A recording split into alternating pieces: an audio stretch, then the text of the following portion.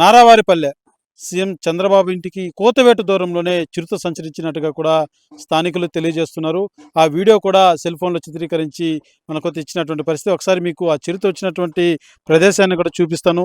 అయితే నారావారిపల్లెలో కళ్యాణ మండపం ఉంది. కళ్యాణ మండపం వెనక ఒక బిల్డింగ్ కన్‌స్ట్రక్షన్ సాగుతుంది.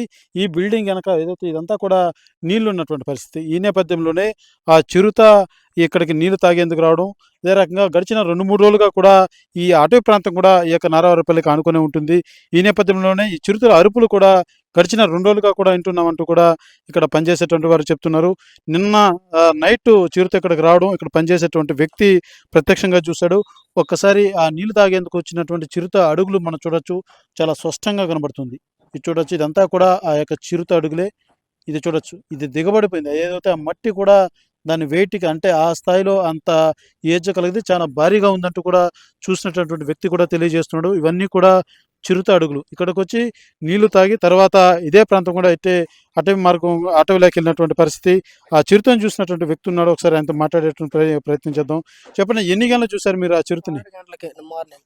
నిన్న మార్నింగ్. నిన్న మార్నింగ్. అదే కాదు పొద్దున్నే వచ్చి 5 గంటలకి, 4 గంటలకి వచ్చి అరుస్తూ చేస్తూ ఉంటది గానీ మనిషి కాడికైతే రాలా. వాళ్ళైతే వచ్చి కుక్క రకంగా అంటే కుక్కలు పట్టుకుంటది. కుక్కలు బక్కలైతే ఎవరైనా ఇక్కడ చూసుకొని చెప్పినారు వాళ్ళు మాకాడ. వాళ్ళొచ్చి ఇందాకలు వచ్చిపోయినారు. వచ్చి అంటే మాములుగా ఇప్పుడు వాళ్ళు ఈ ఫారెస్ట్ వాళ్ళు ఎప్పుడొచ్చారు? వచ్చి కూడా ఒక అరగంట ఏమో అవుతుంది అంతే. హ్మ్. వచ్చినారు వాళ్ళు మామూలుగా వచ్చి క్యాకర్స్